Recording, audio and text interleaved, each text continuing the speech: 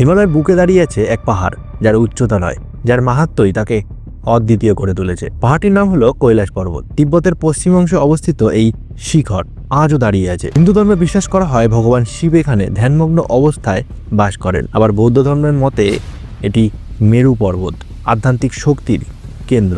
জৈন ধর্মে বলা হয় প্রথম তীর্থঙ্কর ঋষভনাথ এখানে মোক্ষ লাভ করেছিল। কৈলাস পর্বত এক বিস্ময়কর পর্বত।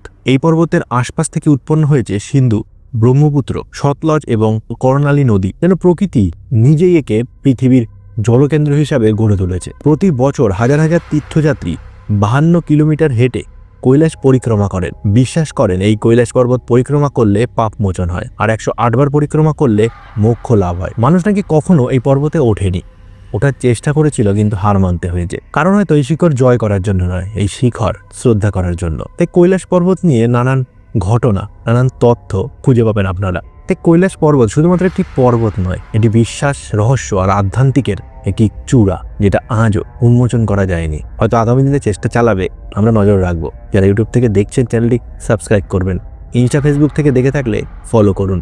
ভিডিওটা ভালো লাগলে শেয়ার করে দিন। শর্ট সেকশনে যান, স্ক্রল করতে থাকুন, প্রচুর ভিডিও আছে, দেখে জানাবেন কেমন লাগলো।